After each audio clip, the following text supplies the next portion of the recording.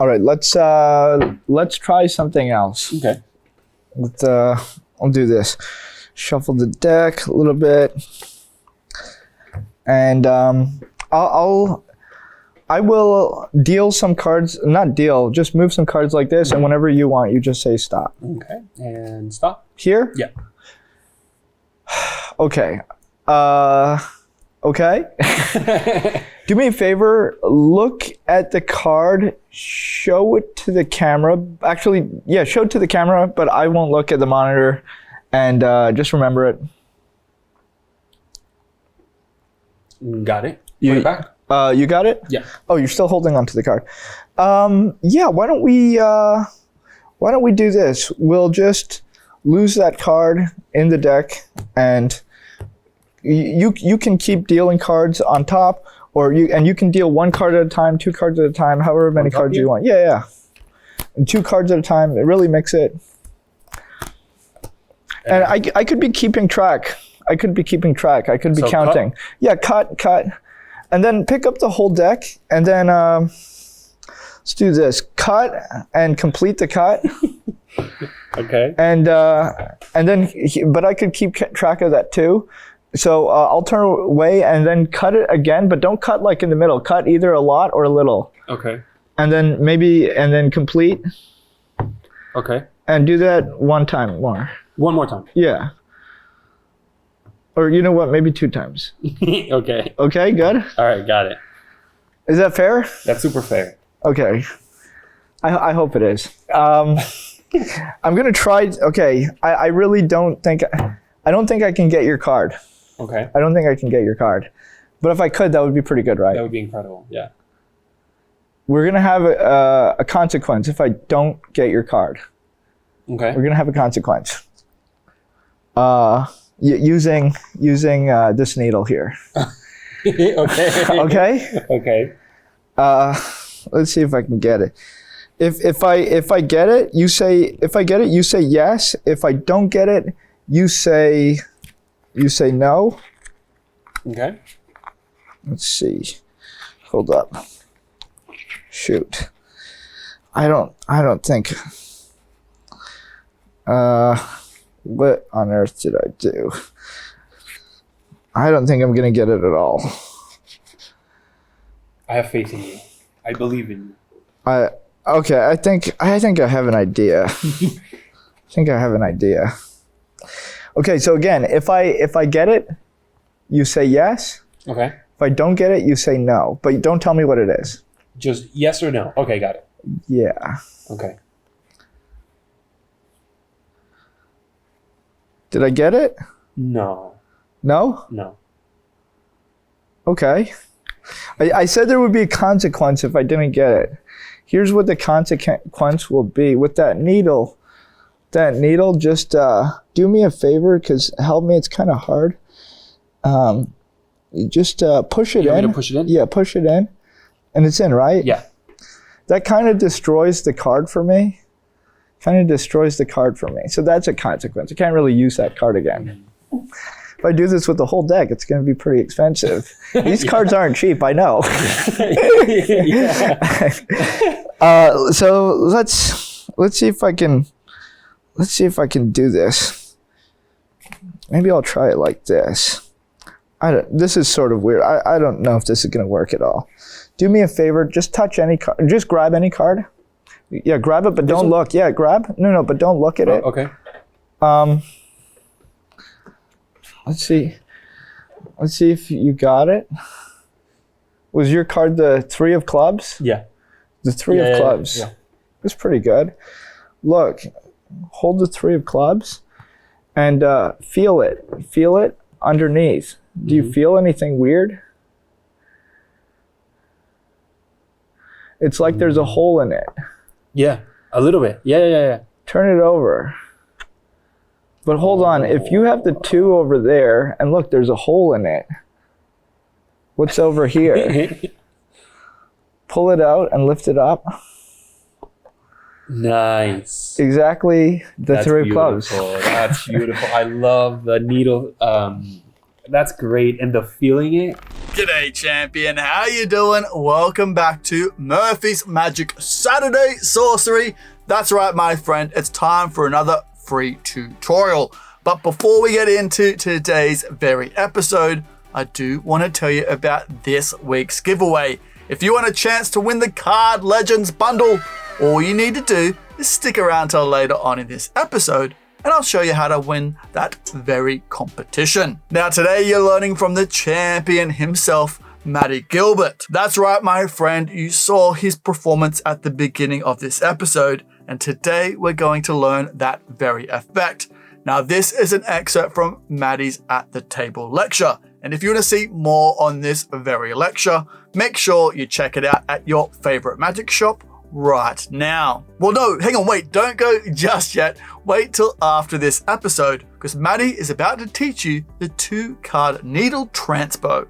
Yeah, so this is great. This is a fun routine. This is a routine that I've been doing for a while, and I added a needle to it, and I'm still playing with the idea of the needle, but I love the idea of having a tactile transposition, because usually transposition, it's only visual, but with this, you get to feel the magic.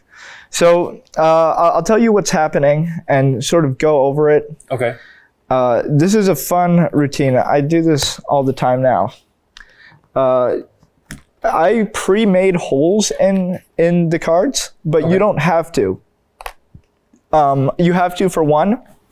You actually have to for the indifferent card, but the selection can be totally free. Okay. The only reason that I pre-made a hole is just it's easier for me to puncture the card. Because if you will try to just puncture this card with the needle, you'll find it's quite hard. So I pre-make the holes. On the side. Yeah, just anywhere. Not in the same place, but Oh, okay. Yeah. you see it's pretty Yeah, it does. it's pretty hard, Yeah, right? yeah, It yeah. takes pressure and that's the thing. I don't want anybody to get hurt and I don't want to get hurt while I'm doing it because it's, That would suck. Yeah.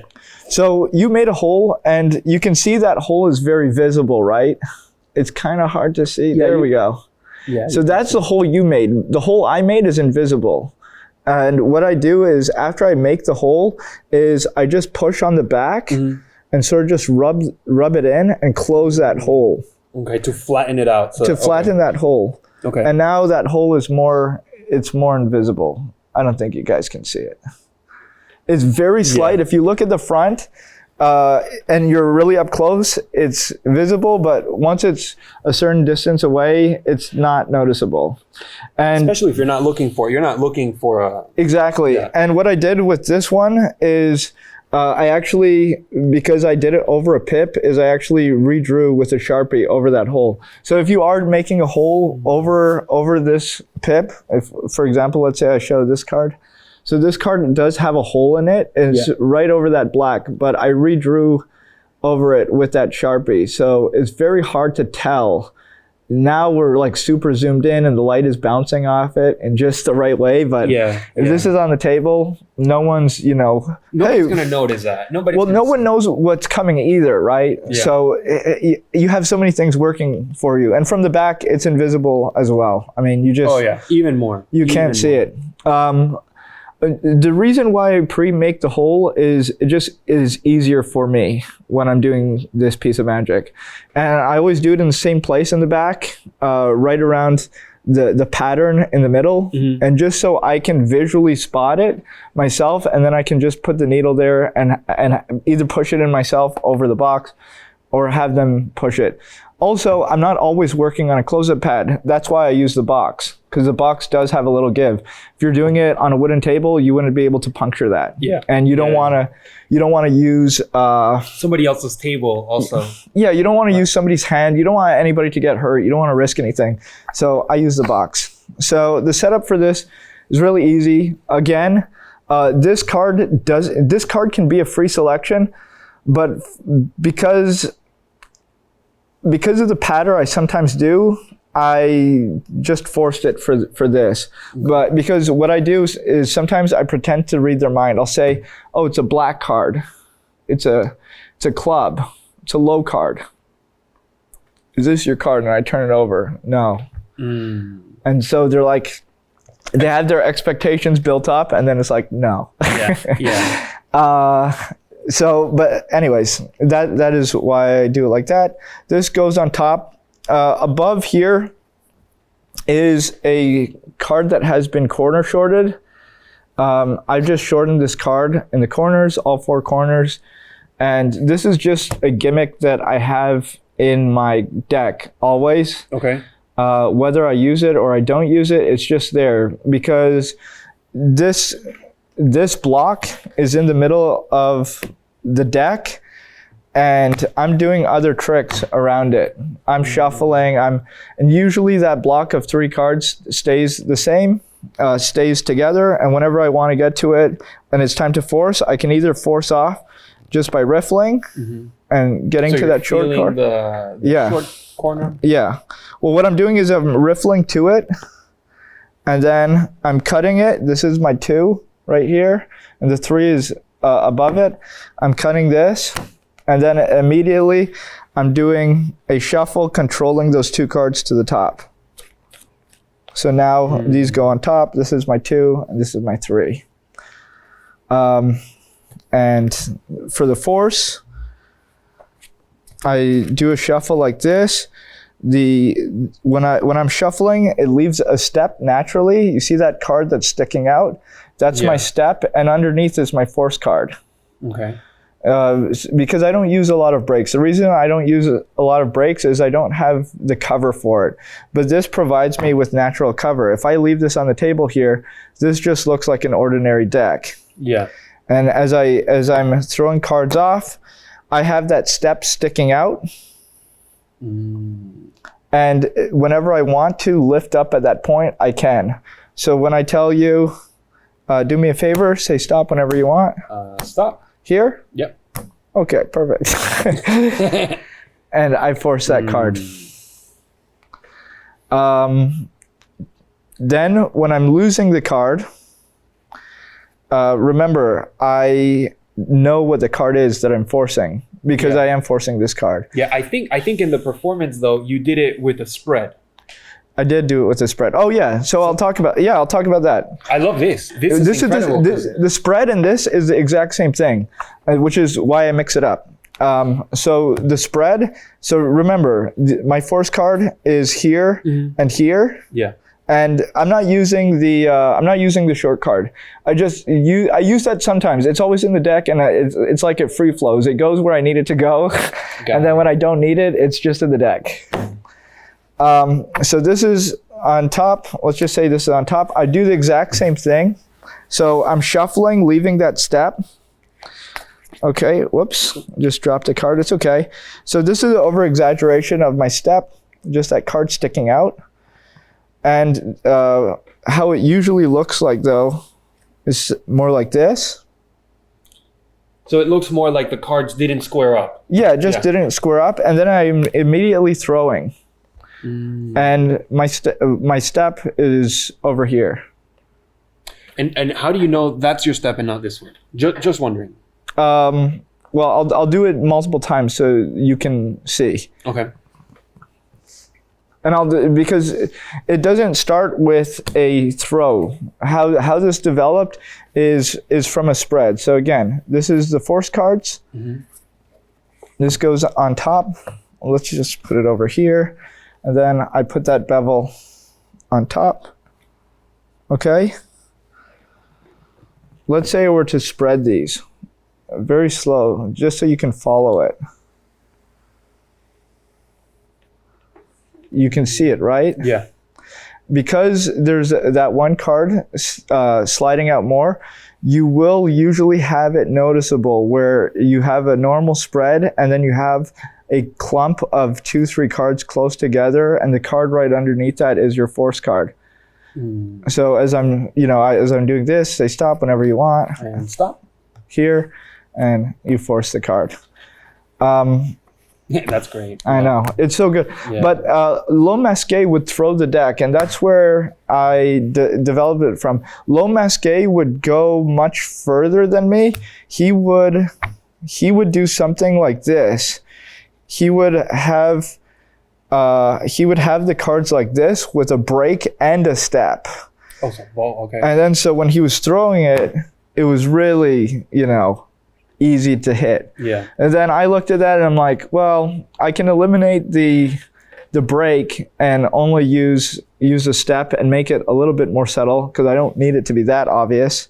Although this could also be used for a psychological force. Many times, depending on where somebody's sitting, if you tell them just grab a card, most of the times they will take the easiest card that is to take. Yeah. So that is something that I use all the time. Yeah, and basically the force that you're using is the timing force, right? Where you wait 3 beats. So it's tell me when to stop, 1, 2, and they say stop. I don't count the beats. But I look at them and I sort of know, just through experience. I don't know. Okay. I don't know how. You feel it. Okay. It would be, and I'll show you a different force that's sort of like that. So again, I have my step here, sort of exaggerated for the camera. This gets thrown out, and here's my. Usually, I even try to cover it a bit, just because in case it goes too obvious, and I can keep track of where it is. And then do me a favor, say stop whenever you want. And stop. Here, and it's the force card. Yeah. Does that make sense? 100%. And later on in the routine, so again, you choose a card. Now, all I need to do is make sure that you put the card underneath that other card, right? Mm-hmm. And I mean the card with the hole in it, because this could be a free selection. I don't need to force this card. This could be a free selection. It's just easier for me. All I need to do is make sure it goes underneath this. Okay. This goes on top. The rest of the deck can be, give it an overhand shuffle. You can even, most of the time they can give it an overhand shuffle as long as it's not shuffled too well. Most people can't do a great overhand shuffle. You should be safe. Oh, give it a cut as well. Perfect. And then I go through. I don't know if I can do this. Let's see. Your card was a black card, right? Yeah. Okay, interesting. It was a. Oh my giddy aunt, this episode is phenomenal. I want to get back to it, but I promised you a giveaway at the start of this episode. So, first things first, let's get this giveaway out of the way, then back into the explanation. But before we get into today's giveaway, we need to find out who won last episode's bundle. So who will it be this week? Huh? Yeah, this legend right here. You were absolutely bang on. Congratulations, champion. You're the winner of last episode's bundle. So if you could DM me on any of Murphy's socials, I'll get that prize straight out to you. Now on to this week's giveaway. If you want a chance to win the Card Legends bundle, all you need to do is comment in the comment section below what is your favorite card. Is it the 3 of clubs as well, the Ace of diamonds, or the 4 of spades? Whatever it is, let me know in the comments below. Then on next episode's Saturday Sorcery, I'll draw a name out at random and you'll be announced on that episode. So, good luck. Now, champion, are you enjoying what you're watching right now? Because I have good news for you. In the Saturday Sorcery playlist, we have over 100 episodes, which means over 100 free tutorials. So make sure you go check out that playlist. There'll be a link in the description below. Go treat yourself to all that free magic. Because you deserve it. It was a club? Yeah. But it wasn't a high club. It wasn't like a court card. It was a number card. It was a number card. But it wasn't only a number card. It was a low number card. Yeah. If I get your card, say yes. If I don't get it, say no. Okay. And don't say your card. Okay. Was this your card? Oh, shoot. I made a mistake. Okay. That was your card. Yeah. Ta-da! That was your card. No, I definitely made a mistake there. I'm not too sure what went wrong. I'm not used to explaining this, so. Anyways, I get my double. Yeah. I'm showing you the card. It's not your card. Oh no. we have a consequence. Well, by the way, the original version of this trick, and I still do the original version, is instead of saying the whole thing with the needle, I say put this in your pocket. And usually if somebody depends on if they're sitting or standing, but like if you had a shirt pocket, I probably would have done it that way, and they immediately put it in their pocket. But I'm doing this version with a needle. So they say no, this goes over here again. I can see where my hole is. You can see it too a little bit from the back. It's really hard to see. Yeah. And again, I just take that needle, I put it over that hole, and I just puncture it. Now that's super easy for me, but pressing on the top of the needle Can hurt a little bit. Yeah, it can hurt. It actually hurts more to press on the top of the needle than on the face of the needle. Really? Yeah. You wanna see? Yeah. Here, take the needle out and choose any place on my face. Are you sure? Okay. Yeah. Okay. Just like any place. Like what place would you? Let's say here. Okay, so put the needle against it, but don't push. Okay, but you want the pointy towards you. Yeah. Okay. You feel it, right? Yeah. And and start pushing it in. Wait. I've never done this before. Yeah, me neither.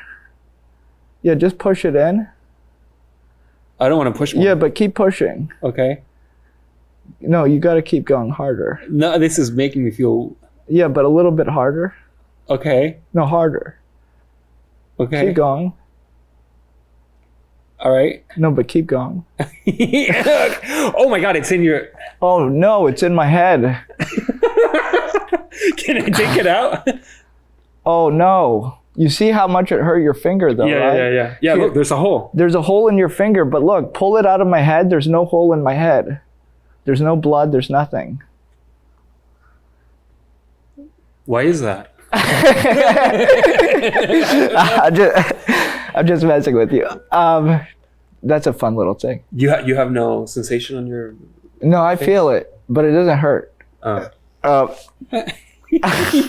never put a needle in anybody's face. So anyways, let's put it back in the card. Okay. That's how I actually do the needle trick. I'm not doing it today, but that's how I do it. Houdini, actually, just a piece of trivia. Why am I used to having a needle in my head? Houdini, when he would do the needle trick, he would have a pincushion on stage, and all the needles would be in a pincushion, and he'd invite audience members up to each grab a needle and stick it anywhere they wanted in his face, because he said that he trained his mind and his body to be able to withstand the pain. And he asked them, you can stick it anywhere, just don't stick it into my eyeballs, because I haven't been able to train my eyeballs to that level yet. So when I went home, when I read this, I was like, oh, let me try it. And when I started working on the needle trick, which is why I always carry needles with me anyways, and how I came up with this idea is I did it. I'm like, oh, you know what? It's not that bad. And I started doing that for the needle trick as well. Anyways, just a piece of trivia. Yeah, that's great. That's great. But it does freak people out. And it actually does hurt if you push too hard on the back. Yeah, no, I know. I still have... Yeah, you still have I still have that on my finger there. You can see it there. And do I have anything on my face? Oh, now you do. Maybe I do. Maybe yeah. Maybe I slightly. Oh, that's no good. Did I push too hard? Yeah, you actually... I think I have brain damage. No, I'm joking. I'm joking. I'm joking. But you still know where you are, right? Yeah. It's fine. All right. All right. So we're in this situation where they think it's the 2, but it's really the 3 over here. The 3's over here. Now, if I'm not forcing the card, I have to get a peek on it. And I get a peek because I know the card that I've punctured, and the way I set it up is so that it's right underneath. Okay. Yeah. So I'm getting a glimpse of it as I'm going through the deck. So you're using that as a key card, technically. As a key card, yeah. Yeah. Carlisle would do it slightly differently. He wouldn't force a card, but he would get a peek of it while he was doing the routine. But he did a totally different routine than me. Very similar, but totally different in some ways. If you want to see the original source, go to Di Vernon's Ultimate Inner Secrets, and it's in there in a section of the back. He has a section called The Magic of the USA, and it's like the magic of his friends, and it's in there. It's a great, yeah. So, again, I know that this is the card.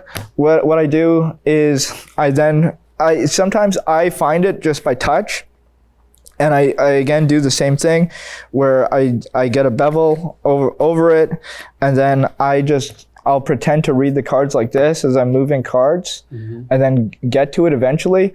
Or what I did for you is I forced it on you, and the way I forced it on you is I again have that bevel, and when I spread the deck like this, I'm making contact underneath and grab it, any card you want. Got it? Yeah, immediately go for... Yeah, and hold it, don't look at it. Okay, you looked at it, but whatever. Yeah. And it's a 1, right? Yeah. Okay, so what I do is here, grab it, and usually I only let them pull it halfway through. Okay, leave it there. Okay. And then once they leave it there, I say, oh, it's the three of clubs. Do me a favor, rub the bottom of it. You feel anything weird with your fingertip? Yeah, a little hole. It's like there's a hole in it. But if pull it out, look at it. The hole's over there, that must mean that's the 2. And if the 2's over there, then where's the 3? And then they pull it out and they see where it is. And that's a great thing to give to people as a souvenir. Usually I usually have a little cloth that I stick it into, and then I give it to them as a souvenir so they can keep that needle safely. Yeah, and just wrap it around. Okay. So because they get to keep that card with the hole and that thing, and it's just a little piece of, and they get to take that home. Nice. It's such a nice little also touch. Just to add, the needle, it gives it such a different feeling. It's almost like it adds another layer of... It makes it feel like more than a card trick. And I try to use cards as props more and more instead of just doing card tricks, because I do a lot of work with cards, but I want it to feel like it's not a card trick. Like, anything could happen with the cards, but we just happen to be using cards. Okay. So, yeah, that's a fun little piece, little transposition. I love it. Any questions on that? Yes. So I do want to, because I love the way you lost my card as well. The way you had me lose. Oh, yeah. So, so where's my... I'll just go over that again. I was using my corner short for that as well. And then I kind of messed it up. But I knew I knew what card you took anyway, so I was able to find it. So again, I started out in this position. Okay. So my corner short card on top, this and this. This was over here. This was over here. I'm mixing these cards. You say stop. You said stop over here. I forced you this card. Yeah. Immediately, I put this card over here. Okay. Let's lose this card. I never see this card. This goes over here. And then I put the corner short on top. And now I can have you cut. I had you cut multiple times. And it was that section where you were putting the cards on top that you told me, and deal cards. Oh yeah, and deal, do this. And you can deal cards and whatever. Yeah. As soon as I get past that, past that short card, anything can happen to the cards on top. You can shuffle those cards in your hand, deal them. Got it. Okay. Yeah, because that makes it feel more free and chaotic and everything. Yeah. Yeah. Oh, that's great. That is very fun. And then, just to get back to that, when you do get that deck back, all you have to do is riffle, and you'll feel your short card. And then once you reach your short card, you are now in position to go. You have your short card on top, then the next 2 cards. So once I cut that to the top, I then do a false shuffle, and the false shuffle, I'm just leaving this card behind, if that makes sense. Yeah. So it looks like this, and then I'm in position to do my double to show you the 2 and the 3 is already on top. Yeah. Okay? Perfect. Beautifully explained. Okay. So that is, it's a very simple trick, but definitely check out the original version from Francis Carlisle, because there's a lot there too as well. And this is one version. I started off doing the Carlisle version, and then it evolved into this. And I go back and forth because they're so, they're such good tricks that I play with them all the time. And this doesn't have the benefit of the pocket. Mm-hmm. The pocket is also a very strong because it's happening moment. On them. Yeah. And I've played with this of having the needle in my face with the card and everything. I've played with a lot of things, but yeah. So you used to put the needle and the card. Yeah. So I used to hold the card up to my head, and then I had them put the needle. Yeah, just hold it. Yeah. I'm sorry. I'm sorry. I couldn't find your card. There's a consequence for that. Yeah. Here, take the needle, and I'd have them stab it into my face. But that's great. That was a little crazy, Yeah. Did it ever go out of hand? Yeah, people freak out. People don't want to stab you in the face. Yeah, I didn't want to. I mean, I only did it because you kept pushing me. Yeah, but that is it's a natural piece of drama. Yeah. No, not only that, it also creates this different feeling inside of them that you can't get. Yeah, it sort of turns crazy. It's sort of, people are like, "What? Are we really doing this?" Yeah. Let's, and it's kind of cool. It's kind of cool to convince somebody to do that to you. If later after this, I'll perform the needle trick for you, and you'll see it changes. It makes it feel more real. When I do swallow the needle and then find it with the thread, it makes it feel more real because I'm actually getting stabbed in the face with the needle. Oh, look at these absolute champions. You guys are the best. It's true. I've Googled it. Oh, I love this episode so much. What did you think? I can't wait to play around with my own needle, come up with my own variations. This is exceptional. Thank you so much, Mahdi. And again, if you want to see more of Mahdi's At the Table lecture, I'll have a link in the description below. But also, gold members can go view it right now via the members only tab, or you can pick it up from your favorite magic shop. That's right, my BFF. It is Saturday. You're absolutely right. So go on, get out of here. Go enjoy the rest of your weekend. And I'll see you on our Discord right now for our weekly jams, trivia, games, hangouts, and even more. Or on any other of our YouTube content. So take care, my friend, and I'll see you later. Whoa, hey, what's that? Oh, you should definitely check out that. Oh, there's so much good magic in there. You won't regret it. Hey, whoa, hey, look at this bad boy. You should definitely subscribe if you haven't already. Subscribe, then watch that. Oh, it's a good day to treat yourself.